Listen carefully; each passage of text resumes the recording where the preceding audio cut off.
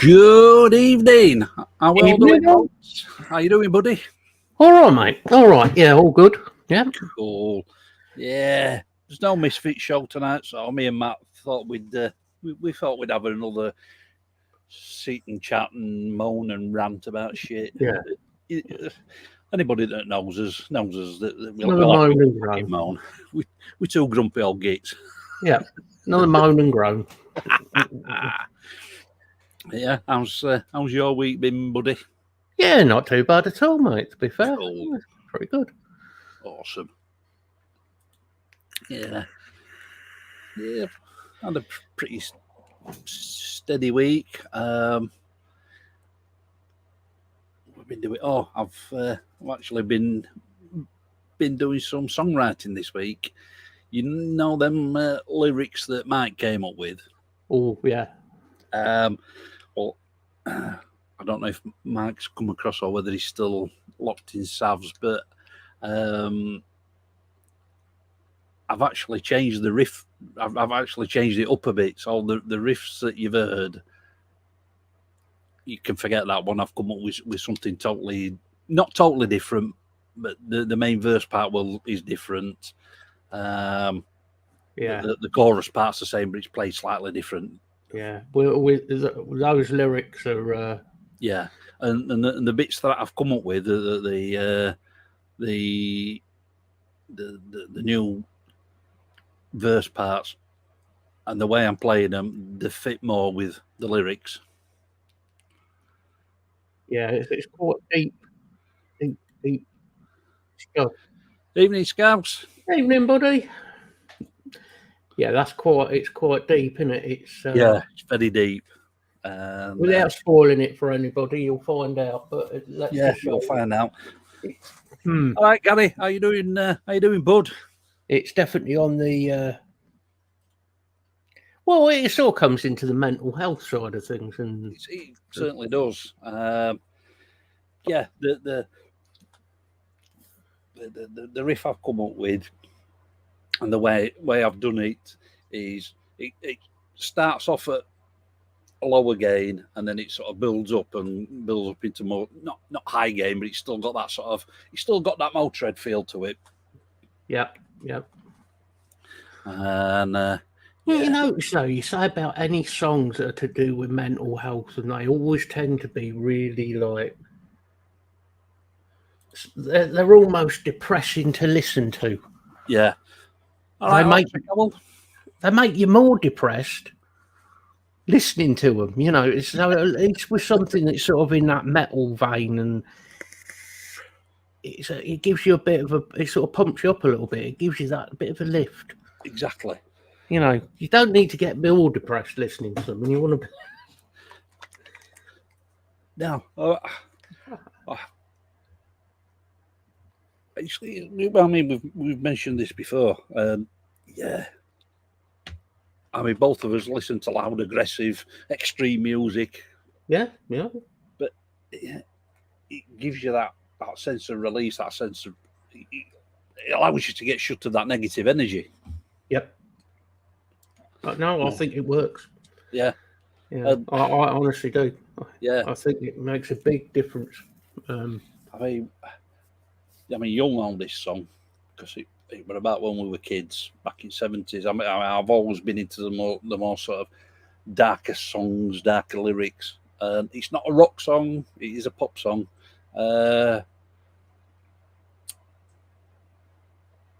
Seasons in the Sun, Terry Jacks.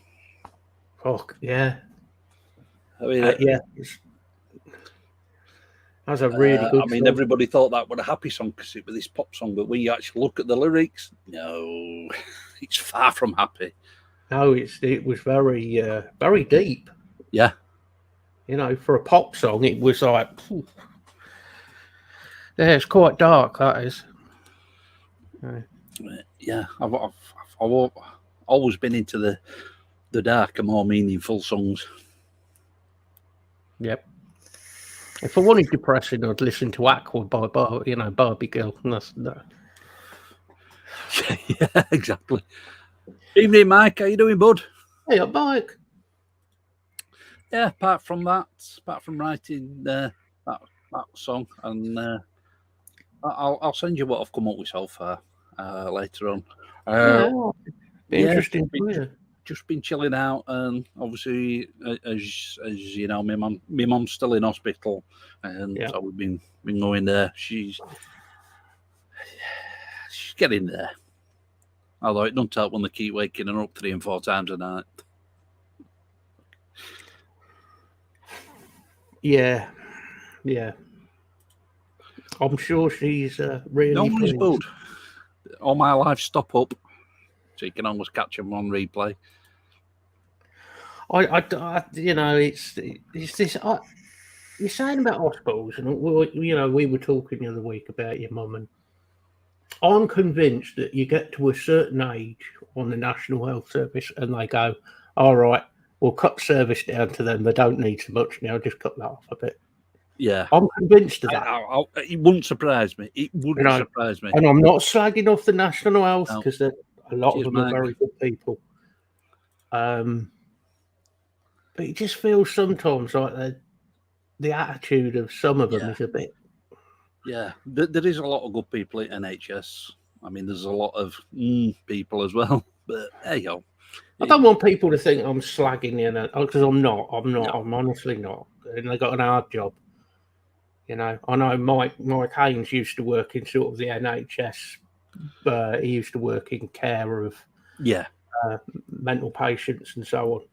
He worked in the hospital side of it, and I know Mike had a bit of a bad time of things, bless him, with injuries.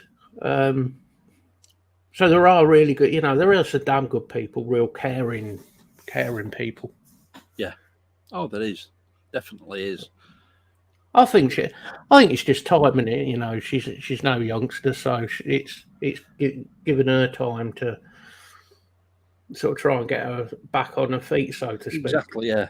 I mean, she can't be a youngster. I'm fucking 666 years old.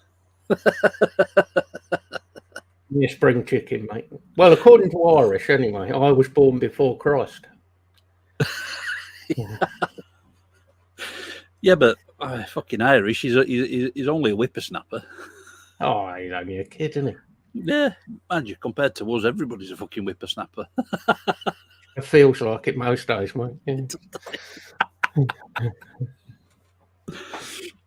It looks, but you ever notice that when you look at albums and it says vintage, and you think, "Oh, I bought that when it came out." Yeah. all my vinyl downstairs will be classed as vintage because it's all original. Yeah. Shows. Oh, I look back at some of my vinyl, mate, and it's like, and then it comes up on like EMP re-release, and I think I've got the original. Yeah. It's one of my pet hates at the minute is re-releases on vinyl. Yeah, because they've cut so much out. Yeah, like this comes down to Bobby who you had on the other day, and it comes down to the mixing side of things. They're taking so much information out of the original recording. Because I mean, and I'm not accusing Bobby of doing that, by the way. No. I'll just make that clear. Well, that's it. I don't know if how much you saw Friday's stuff, and I'm the same. If excuse me, if it's music that's going out to streaming services, yeah, we'll master his own music as well as mix it. But if it's going to be released on vinyl, then both of us would just mix it and send it to a specialist mastering engineer, because mastering for vinyl is way different than just mastering for streaming services. Yeah, way different. That is another skill set all of its own. Yeah, a dying one as well. Yeah, unfortunately.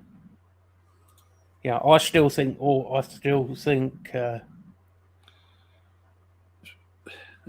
Shit, Mike. Yeah, Mike told us all about this on the Misfit show we did with Mike, and he had a. I mean, Mike's not a small guy, but this guy proper. He threw Mike about like a, rag doll. So he. Holy shit. But you can't blame the people who do that, because obviously that person had his own issues and his own problems. So it's having the people there to deal with it. You know, exactly. Yeah, yeah, we've all got our own issues to deal with, but yeah, some are definitely more severe than others, shall we say? Oh yeah, yeah.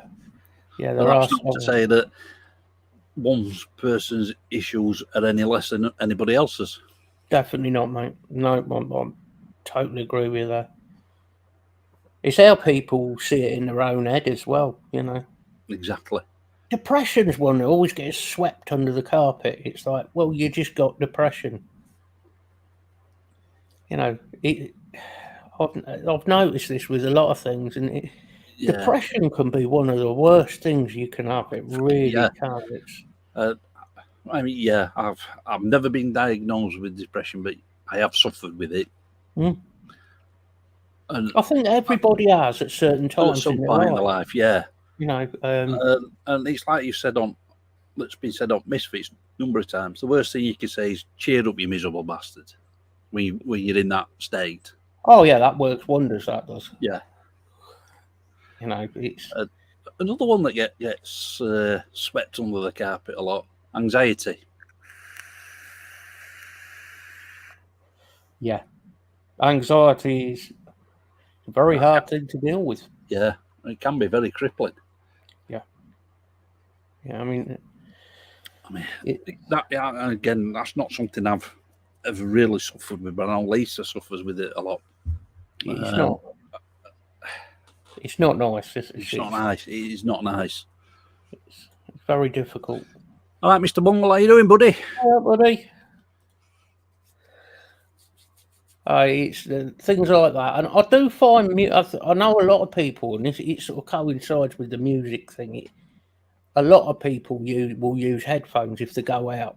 They'll use headphones because, whatever you're into, just to block the outside world out, and off you go. Your own little world, you can, and away you go. Evening, Martin. How you doing, bud? Hey up, buddy. I do think music is a massive, massive pro for people. Yeah. Yep, exactly, Lisa. Exactly. I mean, this is why I didn't go to the last expo, because I had a panic attack at the door. I ended up at the front door in a fucking heap because I was having a panic attack. And the problem with a panic attack, as people probably know if you've ever had one, is you get the tight chest, you can't breathe, you think you're having a fucking heart attack. Yeah. Well, because you're having that makes you panic more because you think you're having a heart attack.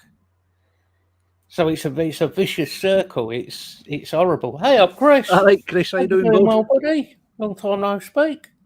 Yeah, stuff like that is horrible. It really is. Chris, if you're still up for coming on a live at some point, let me know. He's doing well with his channel, isn't he, Chris? Chris is doing really well with his channel. There's a lot of channels that did take off over that lockdown period. I mean, I had a bit of a spike, but not like Chris's. Chris's just went. Oh, Chris has gone wild, hasn't it? That's a good dude, though, Chris. I like Chris. I think he went through I don't want to speak nastily, Chris, and I'm not going to. I think that's it. Go on, upset my audience. He's a twat. No, I think with everything that was going on at one time, with obviously certain with the show, and certain other things that were going on. Not saying anything name-wise, but certain things that were going on.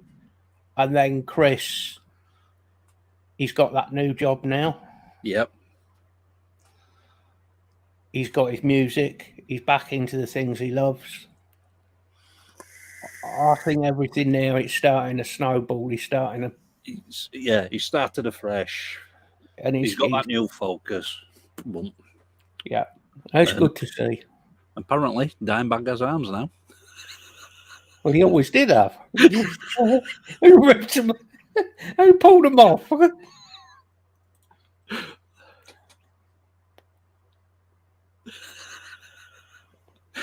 I'll tell you about that later.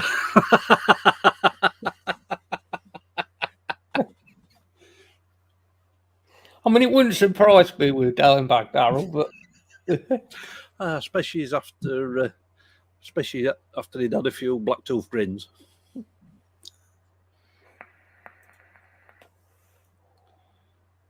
Exactly, mate. You've got that new life. Yeah, but you're forging ahead, and you're doing you're well. back into what you love, Chris. You're back into the gaming side of that gaming world, and you're doing what. Yeah, you've got that. You've got a career ahead of you, haven't you? Exactly. All right, Faxi, how you doing, Hey, bud? buddy. Hope you're well. Yeah, and yeah, his M-Works there as well now. Running her own team. Yeah. Awesome. That is, I'm well made up for you. Yeah, because that's good news.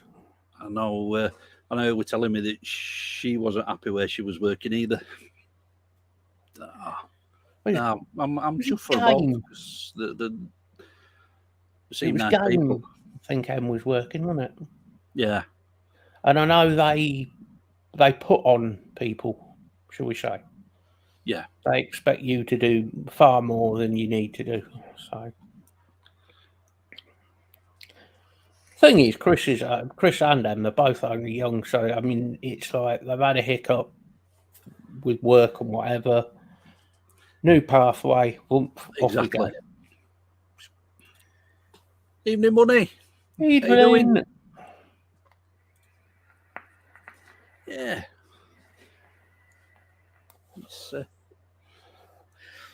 It's doing well. All right, bud. All right, CC. Another lunatic. Exactly. Yeah. Well, he'll fit right in here. And yes, I will. I know I said I was going to message you during the week about some coils. I'm going to message you this week about some, definitely. I need to get some coils sorted off him. See how good they are. Apparently, they're very good, his coils. So I've heard.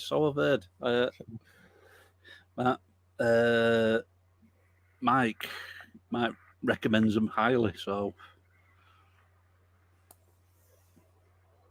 well, they were recommended. Jane said the same. Cool. Oh, that's awesome, bud. Oh, chuff for you, mate.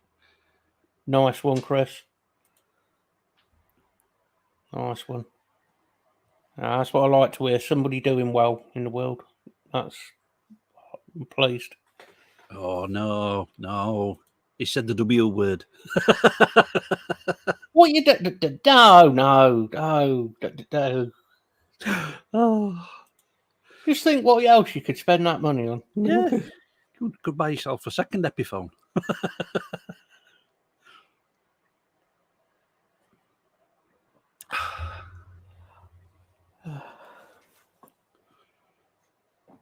Trouble is, I don't get much time. I don't really get time to go over to Chris's channel as much as I should.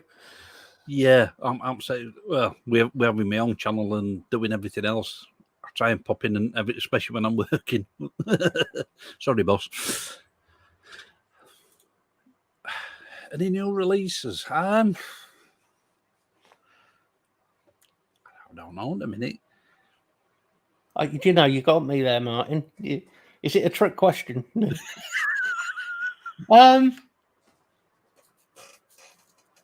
Well, there's a new album out by Wednesday 13 that I've got to get. I'm a big Wednesday Murdered Olds fan. Yeah. I've already heard quite a few of the tracks off it anyway. Yeah. Looking forward to hearing because Machine Head are teasing the new album as well. Anything by Machine Head is always good. That's a band I think are better live. Oh yeah. Oh, the fucking Machine Head live. I've seen them a few times live now. Hey, Apathy. Popping his hair. Oh shit. Sorry to hear that, bud. Yeah, it's a bit of a shit job, mate, but at least things are okay, you know.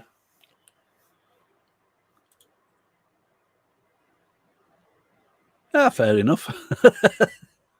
Right, in that case, you can get married. I will allow it. As long as we're invited. Madge, are you sure he wants to invite us to reprobate? Out. Get to the front door and get out. Well, I just think they've been together quite a while now, Em and Chris. Yeah. It's been a while now.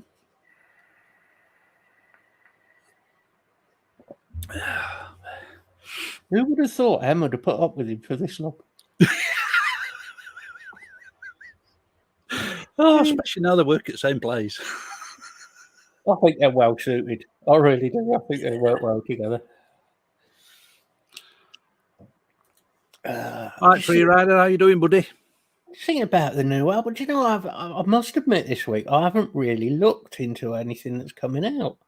I'm saying, because like I said, I've been busy writing that song. Or should I say, rewriting it. I know there's talk of them doing a bootleg version of some of the old Motorhead stuff. Really? The live, like all the live gigs. Most of which, to be honest, I've got anyway. But yeah, 4 years. Jesus Christ. Time flies when you're getting old. I mean, when you're having fun.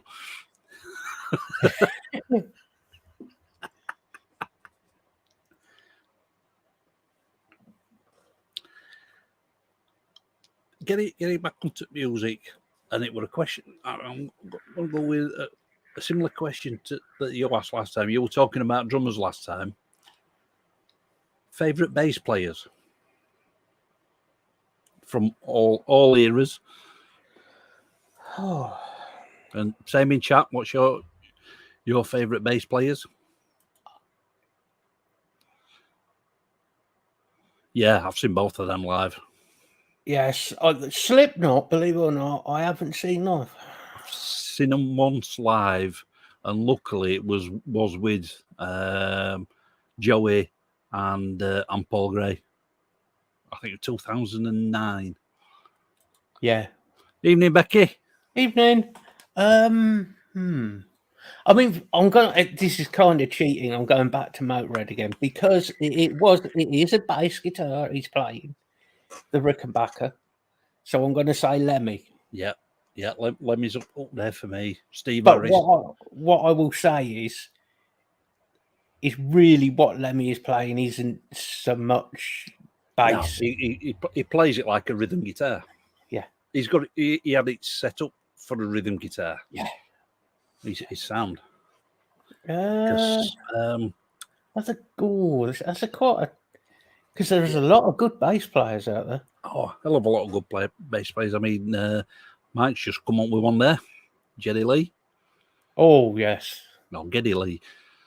Who am I thinking?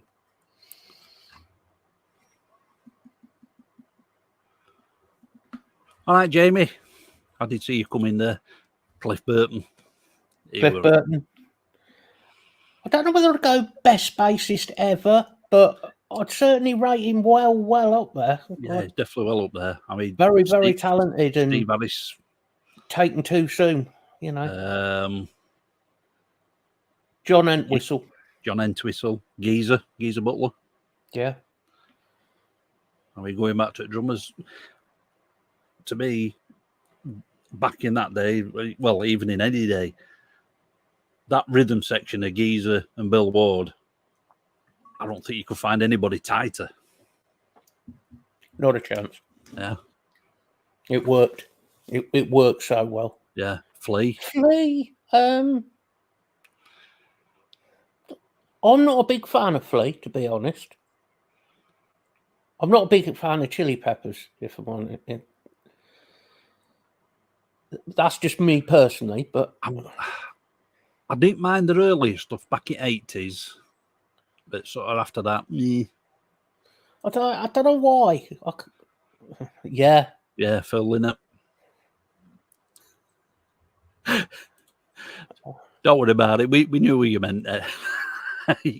Yeah, not blaming autocorrect. That's Yeah. Yeah, I mean, yeah, you're quite right. Good documentary on Phil actually on Netflix at the minute. Yeah. And it talks more about his life, his personal life. All right, Mark, how you doing, bud? Hey, buddy. There's a lot. I mean, there's a massive list, isn't there, with bass players? Yeah.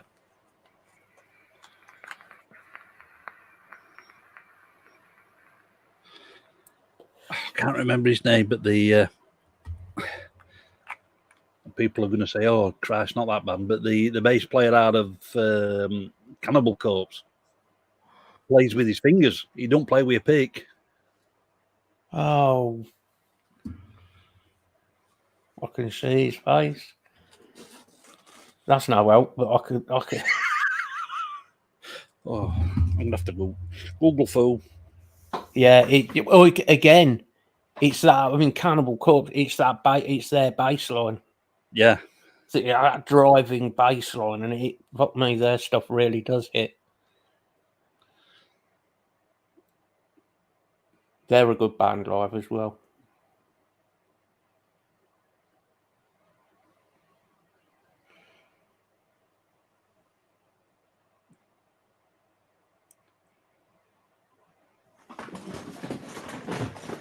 That's it, Alec Webster. All right, Norse, how you doing, bud? You got there before me. You could type quicker than me. That's him, Alex Webster.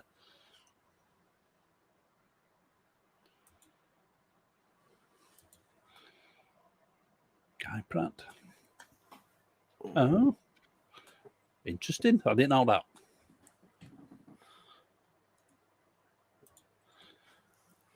All right, Jersey. No problem, bud. Yeah, we'll be on for a bit longer anyway. All right. Oh, I'm just trying to think now of real.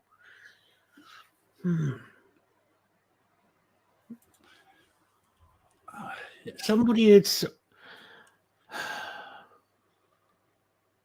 John Paul Jones. Yeah, John Paul Jones.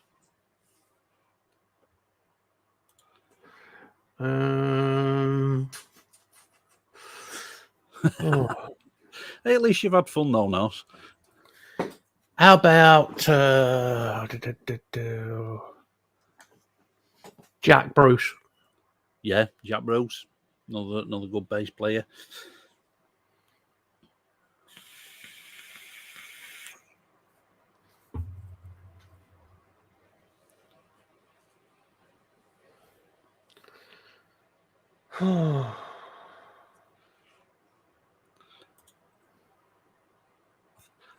I'm presuming you mean Nicky Six. Milking Nicky Six. That's a whole other film, mate. Yeah. Nicky Six. Having just read his autobiography,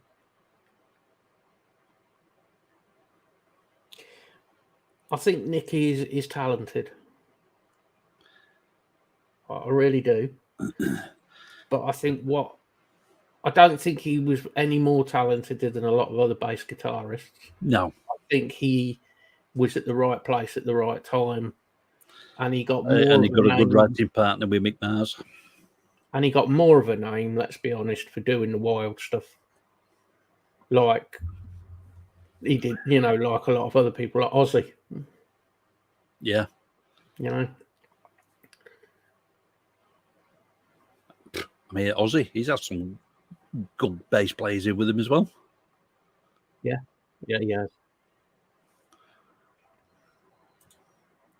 I still have to go back to like John Entwistle for me. I mean, I've always been a fan of Entwistle. The only reason is because John, Lemmy actually said that John Entwistle was sort of, to him, was one of the greatest bass players ever. Yeah. Lemmy put him up there as one of the greatest. So, no, I'm not saying he's one of the greatest bass players. What's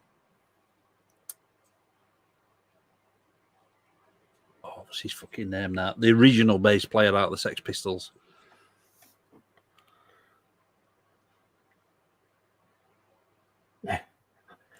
Mr. Bungle, I couldn't agree more. Great bass player, shit music. Yeah. Yeah, exactly. Well said, that man. Well said. Give that man a thumbs up.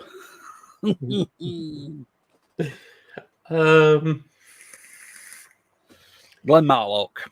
I could forget Glenn Matlock. I'm only now without Rob from Matlock. Glenn was talented. Yeah. Or is talented, I should say. He's still playing. Yeah, I think there's a lot of good bass players out there that have been very underrated. Definitely.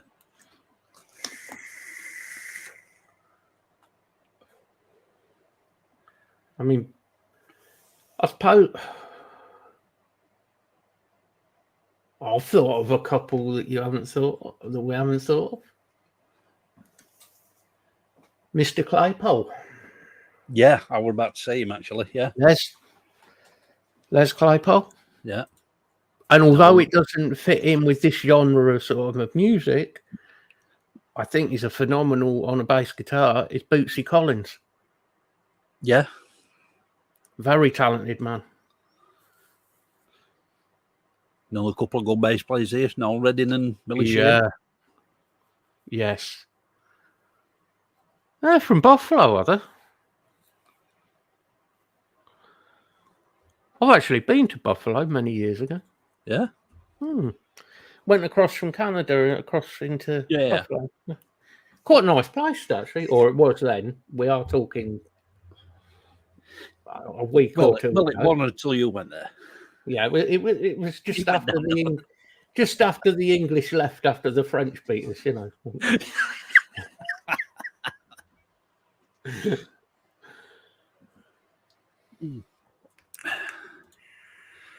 All right, Jonathan, how you doing, bud? Stuart Hammond, Michael Anthony, yeah? Yeah.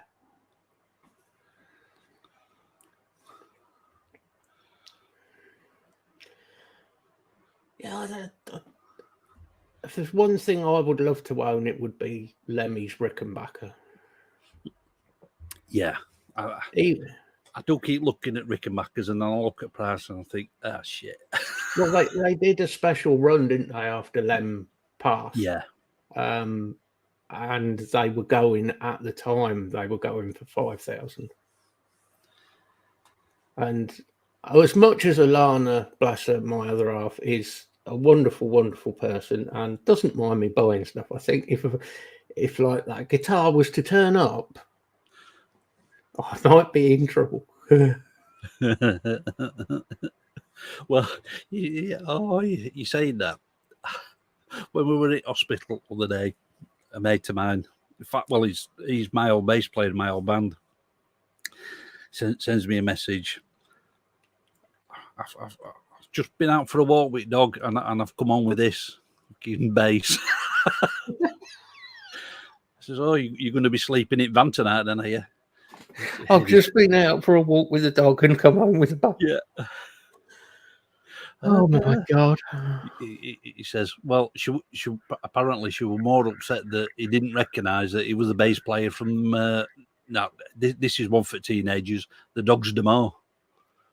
Dogs d'Amour. I just turned around to him and said, yeah, but we listened to decent music back then. Yep. Yeah.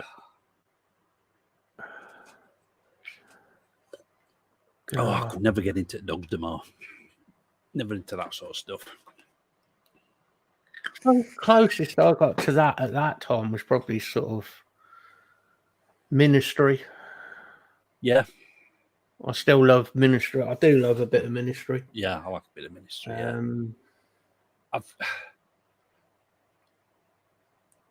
Lamb of God did a cover versions album a couple of years back under their original name, Burn the Priest.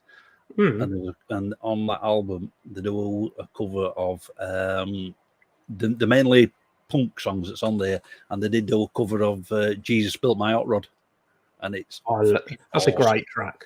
It's also dangerous to drive to. Yes, Mr. Bungle, Lemmy was great in all. Lemmy was just great, full stop. Yeah. Talk it, devil. All right, Mike. How you doing, bud? Don't worry about it. We've been talking about it earlier. Yeah, if your ears were burning, we've been slagging you off. Yeah. Yep.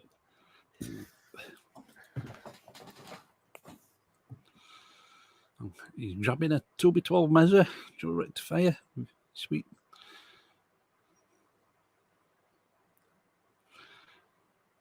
Hey, good work, Jonathan. Yeah, I've got a few amps that I like to annoy the neighbours with. Yeah, I mean, Steve Harris, we've said that, you already said that, but Steve Harris, yeah.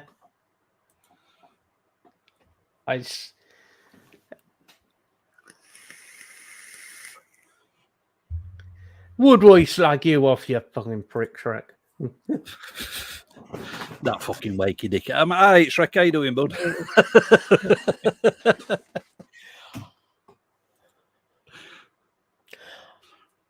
I think, you know what it is? I think we get that used to hearing somebody like Steve Harris. You get so used to hearing him and how good he is. You kind of almost, you expect it. You get used to it. You don't. Yeah, he's sort of blends in. That's what he does. Yeah. You never. That's why a lot of. Yes, I would. Shrek. You're right. Yeah. That's why a lot of drummers can't keep up with him, because his fucking time changes.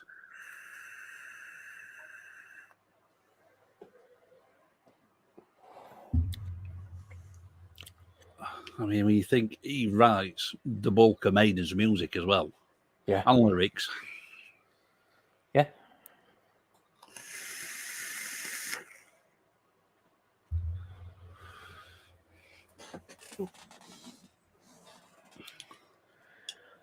I'm just trying to think of some other ones. Not wrong with time, Shrek. Not wrong with time.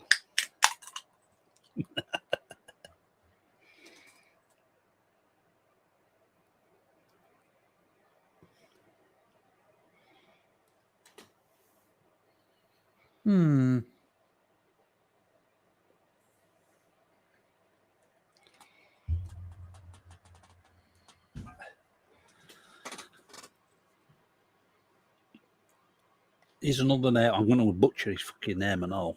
He's the current Metallica bass player, Robert Trio. Yeah. Another one from the sort of funk jazz background. The only person I know who nearly has his guitar by his ankles. Yeah. Yeah, he's very underrated though, isn't he? Yeah. I first come across him when he joined Suicidal Tendencies back in mid-90s, early 90s. Yeah, God, I forgot about that. And then him and Mike Muir did the Infectious Grooves stuff.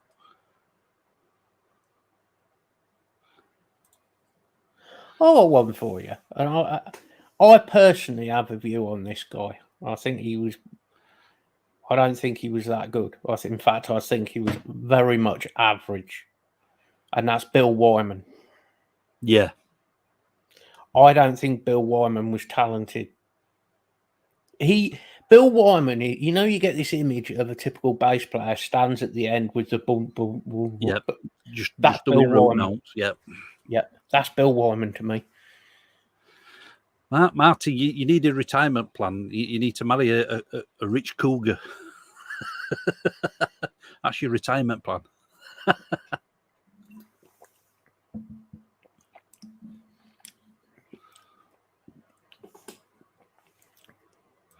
I mean, you're not wrong, Shrek. You're not wrong. Brad Kennedy. Yeah.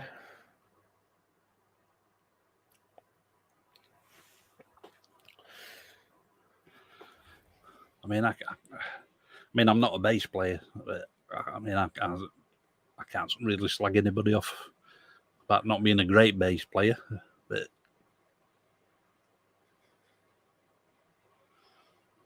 I mean, I shouldn't really say, I'm not slagging Bill Wyman off. My opinion of Bill Wyman is he was very average. Yeah. Somebody who we completely forgot, but he is a very, very talented musician generally. I'm very, very well known, especially in Liverpool, of course.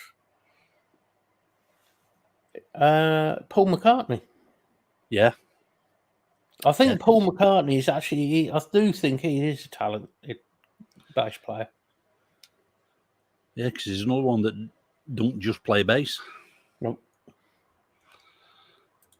Tony Levin, yeah. Yeah, 11.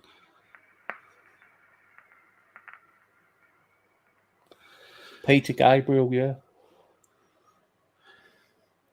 Yeah, no, so I've been looking at getting a Jackson Rhodes, but the fucking one I want is not in stock anywhere for at least another 3 months. It's like, what the fuck? But yeah, Alex, we're a good guitar player, but I just never got into that band. Yeah. I just never got into his band. I quite liked him. I must admit, I preferred, because they covered quite a few tracks. Yeah. And some of the covers they did were better than their own music. See, I find that we Disturbed as well. I think that their cover of Land of Confusion is better than their own music, their own songs. I personally, I'm not a fan of Disturbed. Just to be awkward.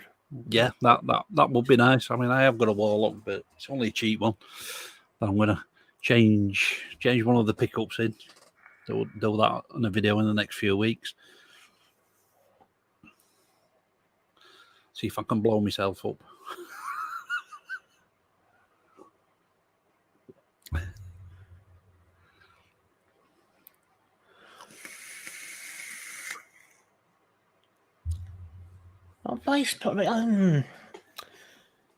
Trouble is, a lot of the bass players came from sort of a jazz background anyway, especially exactly, 70s. Yeah. 70s, 60s and 70s.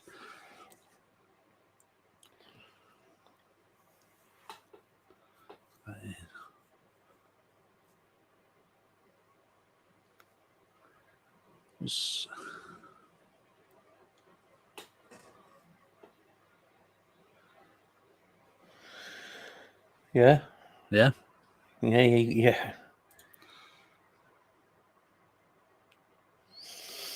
I'm refusing to do this question on lead guitarists. There's just too many. There's just no, not on that one yet, Mike. I might leave that as it is and just have it as a looker rather than an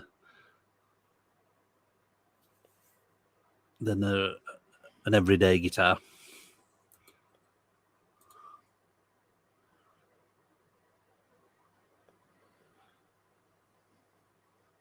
Nice. I mean, I used to have a BC Rich Ironbird, you know, with that sort of crackled paint effect on it. Yep.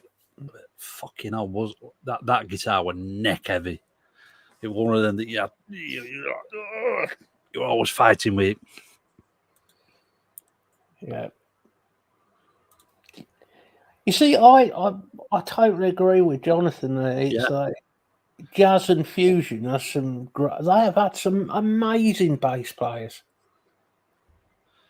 I'm not a jazz and fusion fan by any means. I'm really not. But me neither. I'm never got into jazz. Some of the bass lines that have come out of it are, I think one of the best bands for that which was sort of a crossover, were probably Cream. Yeah. Because most of what they were playing was jazz inspired. Yeah, that sort of jazz, blues, rock combo. I mean, you look at the drumming on any Cream album, it's got jazz in it, it's got African drums in it, it's got whatever you want. The man was playing it. It was nuts. Exactly, Marty. You're never too young to start playing guitar. Never too well, any instrument really. No, I mean, you could really hate his parents and get him a drum kit. Yeah, that's only if you really hate his parents, and not an acoustic one, not an electric kit.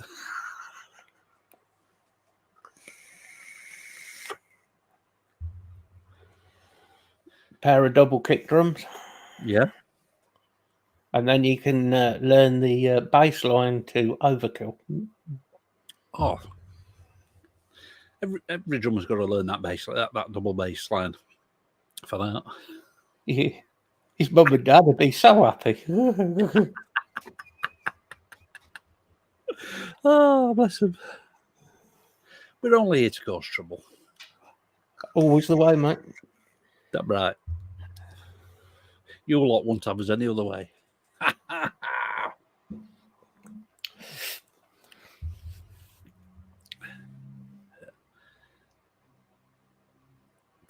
I'm trying to think of some other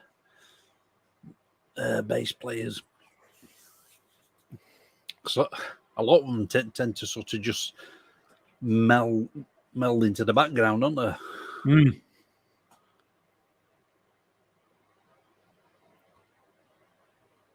I mean, there's another one. He just tends to stick in background, but he's been, Christ, he must have been with him for nearly 50 years.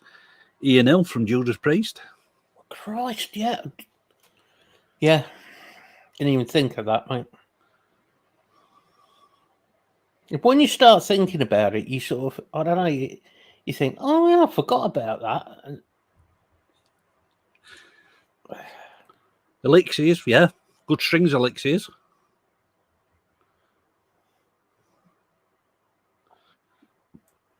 Yeah, but to be fair, Jonathan, they're all fucking bunkers in Dream Theater. Yeah. If we're going to go old and bass players, Charlie Mingus. Yeah. And that, of course, is going back to the days of jazz, funk, Creole.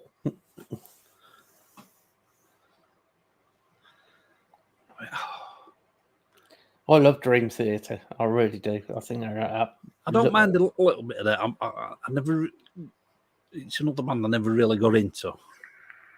I mean, don't get me wrong. All fucking excellent musicians, but it's just stuff I never really got into. Yeah, but I don't see anything wrong with people saying that. If you don't get, if you don't like it, you don't like it. Well, yeah. I mean, I can appreciate them for what they are, and excellent musicians, and lots of people like them. It's like Martin. Martin said about Flea, Red Hot Chili Peppers. For me,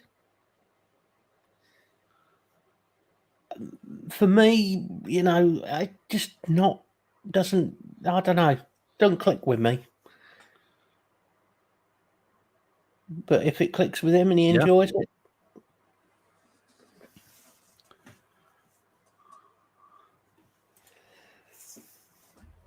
it'd be a very boring world if we all... It would. All right, DW, how you doing, buddy? Yeah, we spoke about this last week, Martin. Tool I actually like some of Tool's stuff. But Tool are a very, very odd band. Yeah. And for me to listen to them, I have to be in the right frame of mind. There's odd songs I do really like, but say me again, it's another band I can't get into fully. You're saying about Dream Theater. I was never a fan of Dream Theater. a mate of mine had some tickets. He was going to see him, and someone dropped out and he asked me if I wanted to go, and I was like, So I thought, I'll go. And seeing them live made the difference for me. Really did. I think you've got to see a band live to appreciate them. Oh, absolutely. Because some bands, when you know as well as I do, you see them live and you think, yep, they're better on album. Yeah. They're hopeless live. I mean, we've said this before. Nothing beats going to see a band live. Yeah, nothing. And one band that I'm going to try and be as unpopular as possible tonight. One band that I think were awful, to be honest, live, was Guns N' Roses. Yeah. I really think Guns N' Roses were good a couple of times live, and then I went to pieces. I've only ever seen Guns N' Roses once live. Donington? Yeah. Same here, mate. 88. Probably means you and I were at the same fucking concert. Yeah. I was probably that guy that you would get out of my fucking way. If you saw a pissed up idiot with a bottle of Jack Daniels walking about, that'd have been me. That fucking narrows it down at Donington.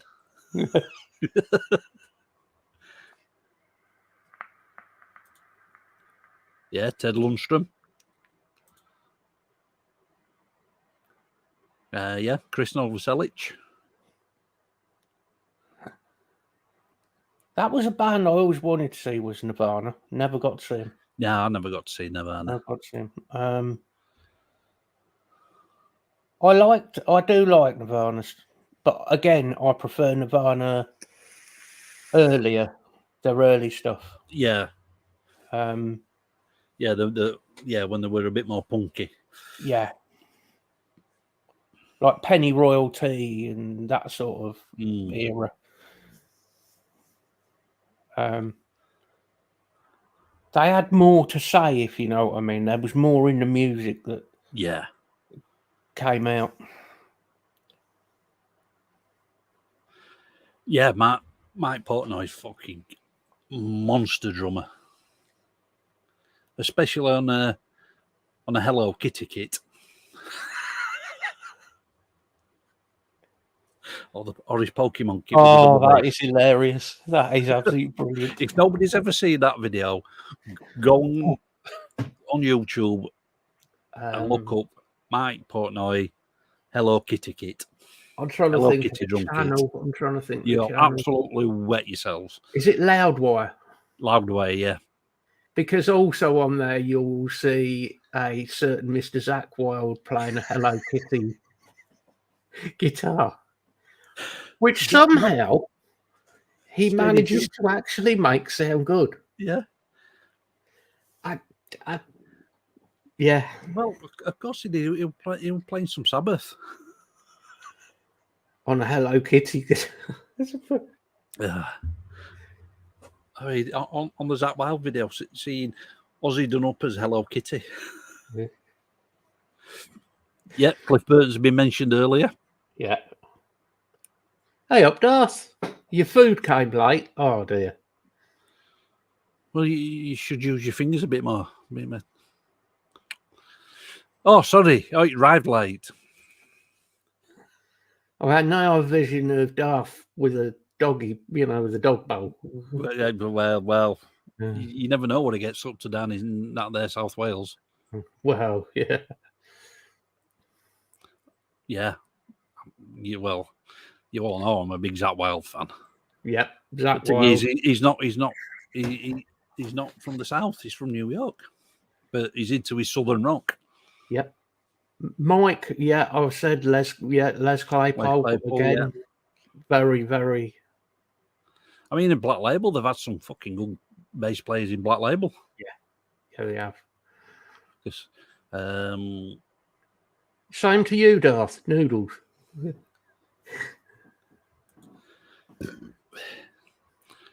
Billy Sheehan. Yeah. Billy, yep. Darth, get it right. It's Cheeky Old Gates. If you're going to say it's 8 right, Darth.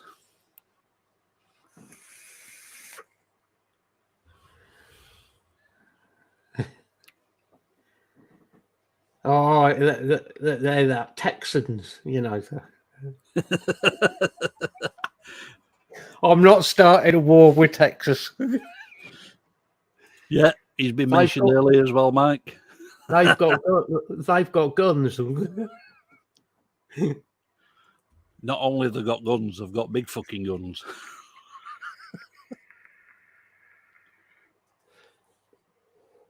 Victor Wooten. Yeah. DW.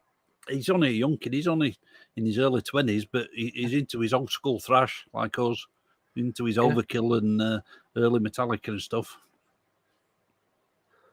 I found a lot of youngsters seem to be. I think they seem to be looking back. This is one thing that me and Bobby were saying on the night. There were that period in the early 2000s that everybody wanted to be either a gent band or a prog metal band, or and then in the last sort of 5 years or so, it's all turned around again, and they're all wanting that more sort of laid back approach to recording and mixing and production. Well, you get into a point now where you get such a clean sound.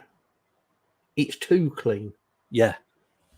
You know, you want you want the distortion, you want that dirty sound in the you want Jessica Rabbit. Yeah. Very true, Jonathan. Very true.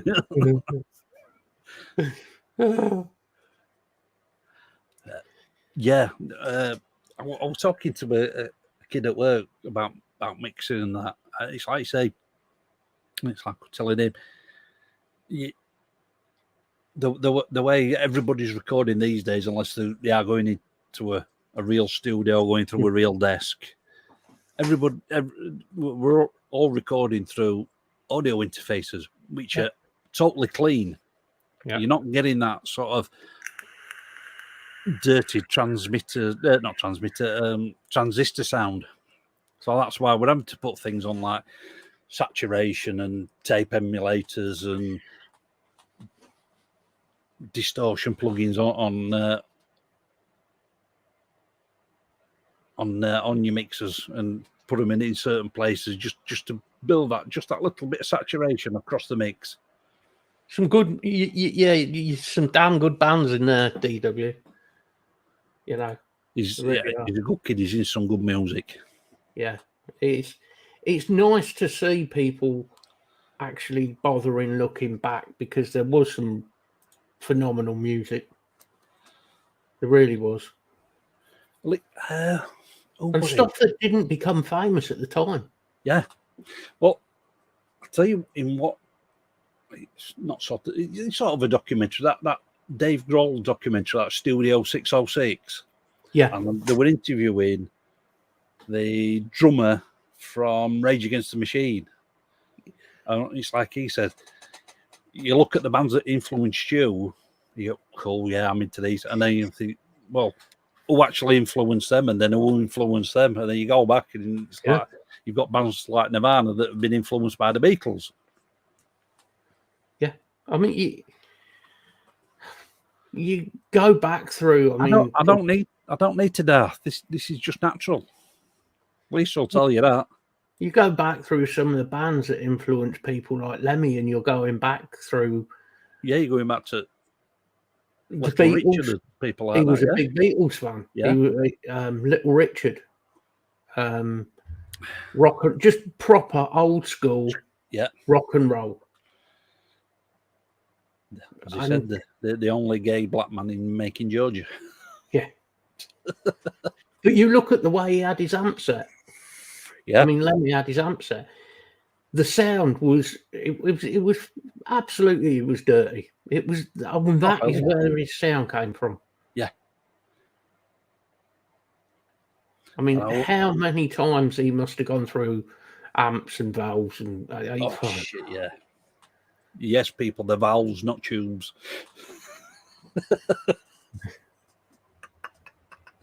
Yeah, I was watching an interview with the guy that produced the last few Motörhead albums. Mm.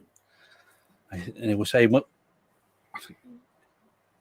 when he was doing Motörhead, he'd have his bass set up as he would for a normal bass player, and Lemmy's going, "No, that's wrong. That sounds shit." So he'd let Lemmy set his bass up, but what he'd do is he'd set another bass up in another room, set another amp up, so he got that Lemmy tone coming from his Marshalls, and then he'd have another bass for that low end.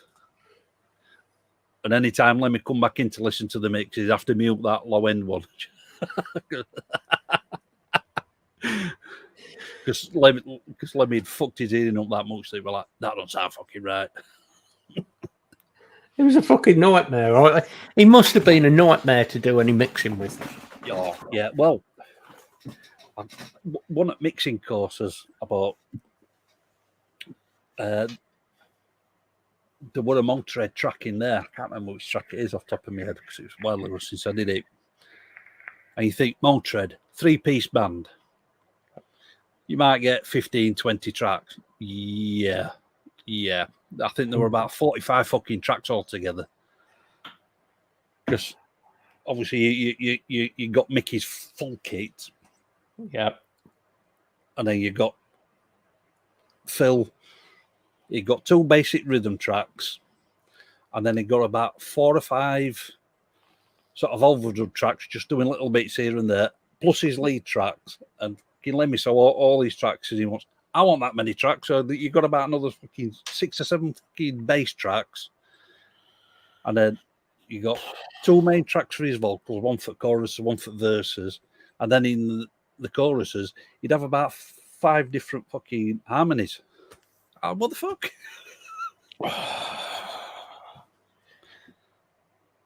He didn't believe in making things simple for anyone. No. But yeah, it would an interesting track to mix up. I might try and mix that one again now. We've been mixing a while. I think it's that thing of you go into that dirty sound. That is what people want. Yeah.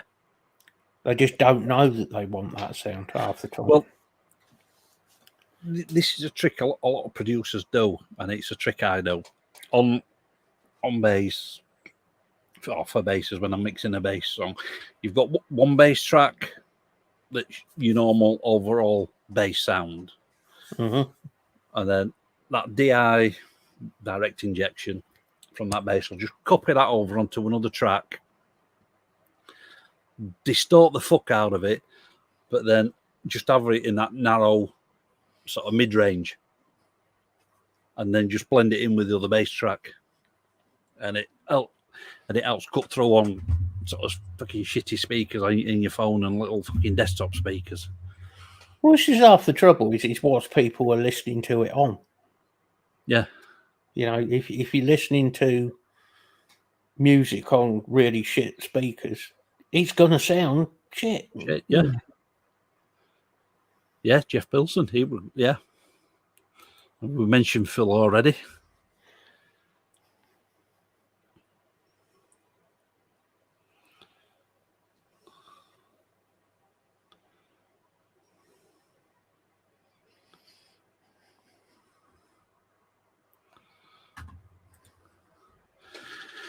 Well, exactly, DW. And panning, the what they call the LCR panning, sort of left, right, centre. You get 2 rhythm guitar tracks and just pan them hard left and right. And that's what gives you that wide. None of this fucking stereo winding bullshit. Pan your guitars out hard left and hard right. Yeah. Oh, I know that, Martin. Believe me. I have expensive headphones. Same. It's sort of a wet dry. I might do a video on it at some point, just to show you to show you what I mean. I don't believe in skimping on things when I'm listening to music. Nah, I'm same. I'd never listen to music on this. Never. I think if you're going to listen to, especially music, I mean, it's different if you're in the car and you're just listening to something while you're driving. I use my phone then, but to be honest, the recordings of stuff that I have in my phone are quite high. They're usually 320 kilobytes. So, they're fairly high up on the sort of nowhere near studio quality, but they're decent quality. Yeah. That is also very true, Jonathan. Never cut corners on toilet roll. The last thing you want is your finger going through the toilet roll. It's not good. I'd never eat yellow snow. Very true as well.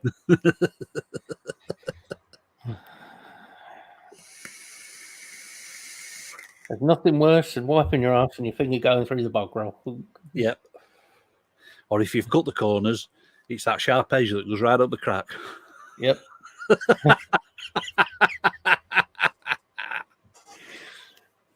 I swear Jonathan's just trying to get us in trouble.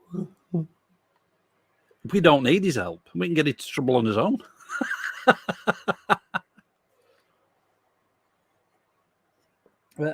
Yeah. I mean, the headphones I use, I don't use it for mixing because obviously I've got studio monitors. All I mainly use these for is for checking the low end, sort of kick and bass. I mean, they're not the most expensive studio headsets. These are, I would say, they're sort of mid-ranges. I mean, you can pay silly money for studio headphones. Oh, yes. I mean, mine aren't.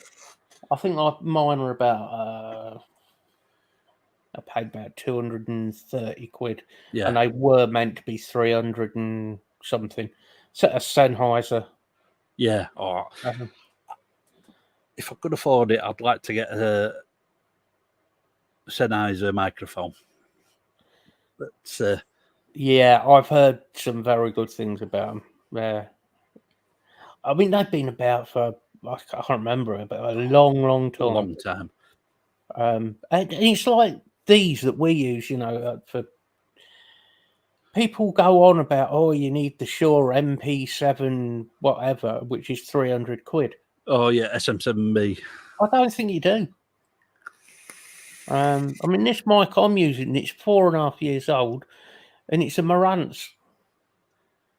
Yeah. Well, Marantz used to do some really, really good stuff. Still do.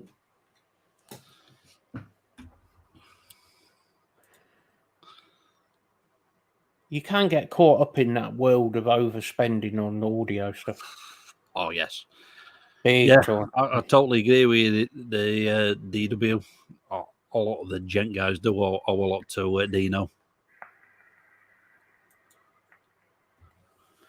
Yeah, I mean, this microphone I'm using, it's just it's not a basic USB mic, but it's a USB mic, and I think it sounds pretty fine.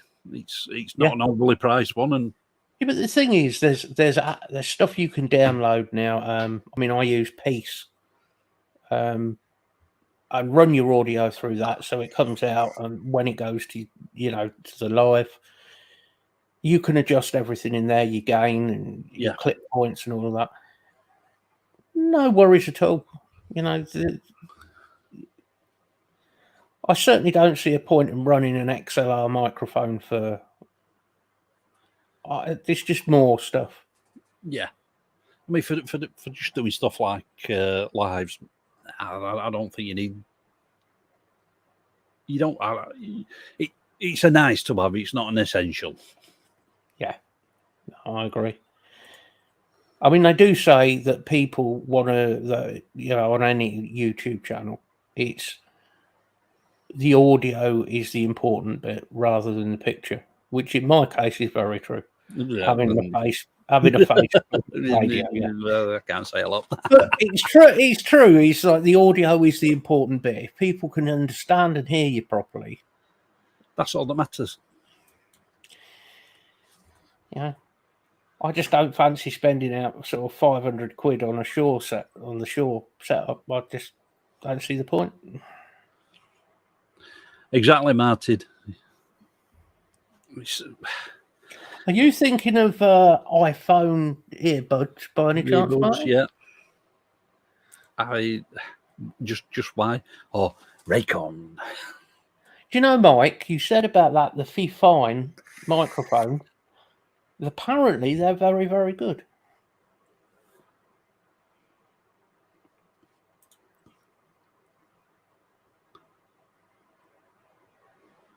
I didn't see anything.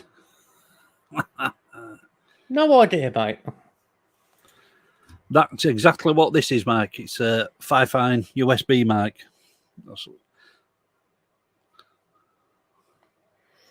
When did they send me this? They actually sent me this to review, and I'm still using it. And that must have been 6-8 months ago, if not more.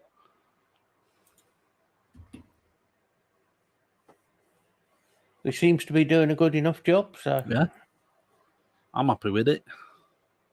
In fact, I use it a lot for recording videos, and then I just do what I need to do in post. EQ, compression. The thing is, you can always tweak it before it goes out anyway. Exactly. And I mean, Peace is free. The software. I'll have a look at that. Yeah, it's good software. Gives you a lot of options. It gives you the option to put your clip points in so you can clip it, and it gives you a gain control, and it gives you, and you can change all your your equalizer frequencies if you feel you need to. It works well.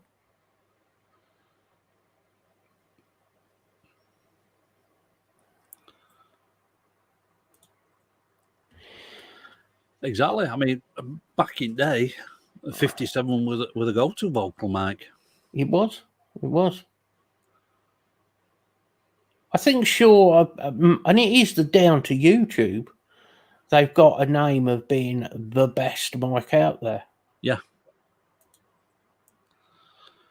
I mean, I've got a genuine 57, and I've got a copy of the 57. What do you want, Mike? What do you need me to send you a link to? Give me a clue. I think you might mean Peace. Oh, to Peace. Yeah. I mean, I'll sort that out and send it across to you. Yep, no worries, mate. I'll send that across to you in a bit.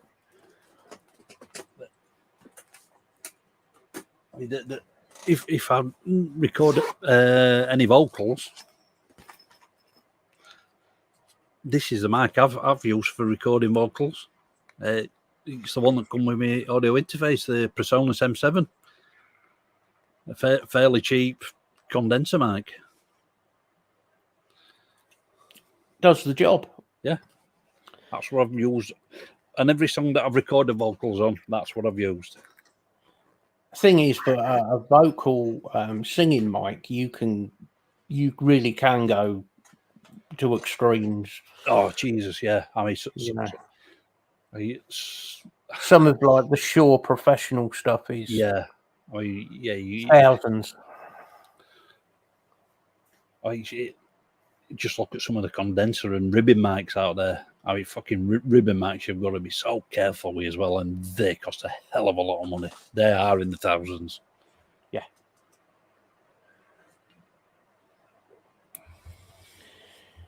You see, yeah, but it sounds fine, Mike. Exactly. I mean, Rode do good stuff. It does what you need it to do. It works. It does what it needs it to. Why do you need to change to anything else? That's it. I mean, I've got the the original SM57. I've got a copy of the 57. I've got that Presonus mic. I've got Behringer XM8500, which is a copy of a Shure SM58. Mm-hmm. And then I've got a couple of other cheap Tourtech mics. Apart from the Presonus, I mainly use all them on for miking the guitar cabs up with. Yep. And because they're all dynamic mics and they all sound pretty well on guitar cabs. Yeah. I mean, you can spend you know crazy money. Yeah. Well, the Sennheiser mic I'd like to get to mic up the cab. Behringer do a copy, and from what I've heard, it's a pretty good copy as well. And I think it's only about 35 quid. So I might be tempted to get one of them and try it out. See, that's worth trying. That is. I mean, it's only like cameras. I mean, I'm still using the Logitech C920. Yeah, I mean, this camera, I've got this webcam. I've got it's just a cheap, no-name camera, but it works. If it works, you're laughing. I mean, for doing the videos, I have got a couple of Canon cameras. They're not the most expensive cameras. They're in that sort of mid price point, if you will, that sort of £300 to £600 price mark. But I mean, fucking cameras, Jesus, how much can you spend on cameras these days? A lot. Hell of a lot. Yeah. It's anything audio wise is yeah. Then we get into cables and yeah. Yeah. Oh yeah, you go down the rabbit hole of fucking cables. So long as you've got decent cables, that's all that matters. You don't have to buy the expensive cables. If you've got that sort of mid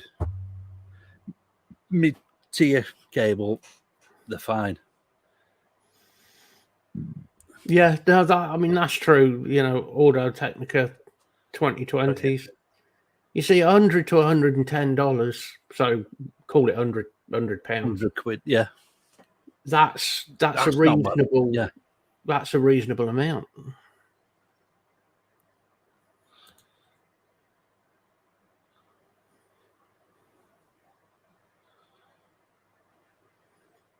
Yeah, exactly, Martin. Fucking hell. That is a deep rabbit hole to go down. That's yeah. Going back to Bobby, he does use an SM7B for his video recordings and when he does lives, but it's also the same mic that he uses for vocalists in studio. You know, if you can't afford it, yeah, it's worth it. But all I'm going to say is you can fucking fall out with people.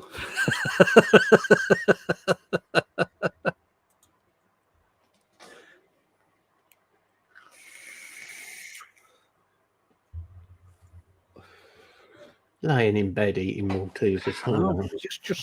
Just some people. I hope a couple have rolled out and he's laid on them. or have just rolled off the bed onto all that fluff in your carpet. And you don't see it till morning till you step on it. Crunch. Oh. Yes, we are bastards.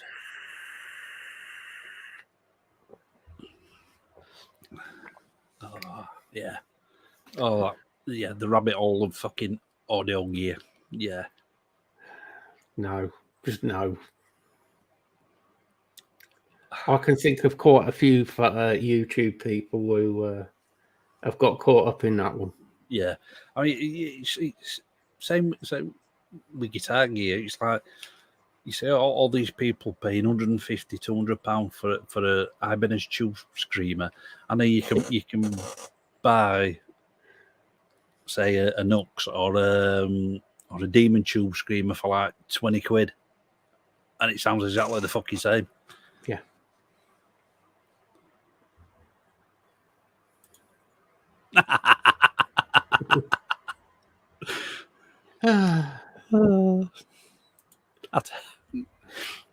There's not like you can say to that.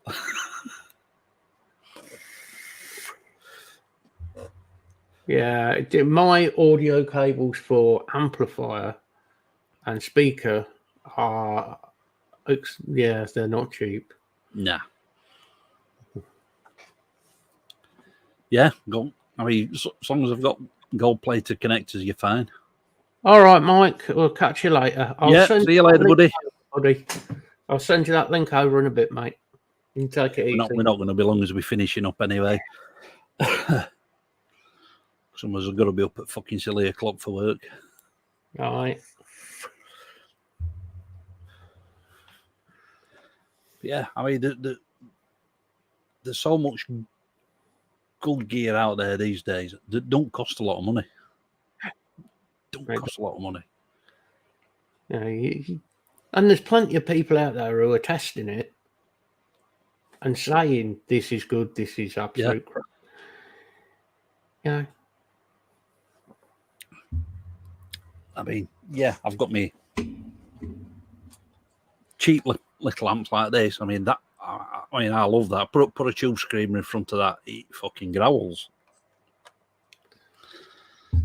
But I've also got me Ramble amp, my Randall head. Yeah. And for the cheap Randall, that sounds fucking awesome as well. It does prove you don't need to go absolutely crazy. Yeah. Well, in fact, I have recorded a couple of songs with that amp. I'm with its brother. I've recorded a couple of songs with that as well, and they came out pretty good. Yep. I mean that's basically a copy of the 5150. Yeah. To me, all it proves is that do you need anything special? No, not really. No. If you get a good tone, you get a good tone. It is nice to have something a bit dearer, but you know. Yeah. I mean, I would like something like a Kemper at some point, but it's not an essential. Yeah. I mean, I don't know if he's still in chat, but Jonathan, he's got a Kemper, and it sounds well. It does sound nice. It is all about cost, isn't it? Yeah. Everything comes back to that. Exactly. I mean, at the minute, I've not got £1,400 spare to buy a Kemper. One day, maybe. I don't think anybody's got any money in this country at the minute. No, not at a minute.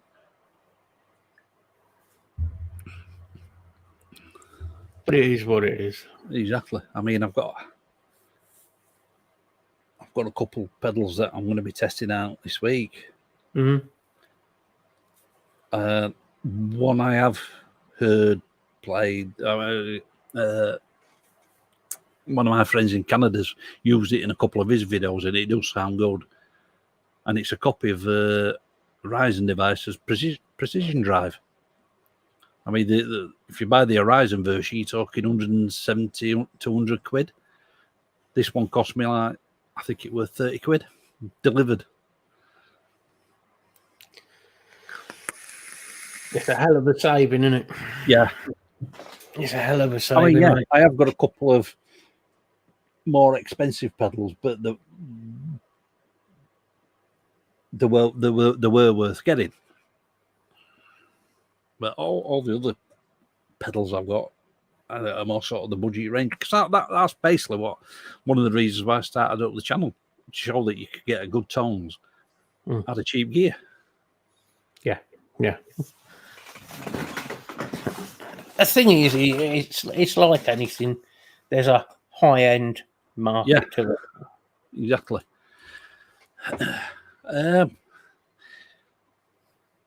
Me, I like to keep it simple. If I was still gigging, I'd keep it to, say, a wah-wah, a tube screamer, maybe an EQ pedal, and probably a delay pedal, and that's about it. Maybe a reverb.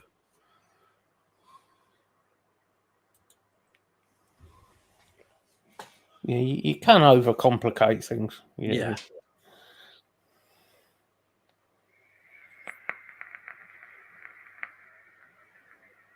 There's a lot of times these days I'll just play with a tube scream in front of an amp, and that's it. Yeah. Doctor Strike again. Yeah. Yeah, I'll tell you about that afterwards. Yeah.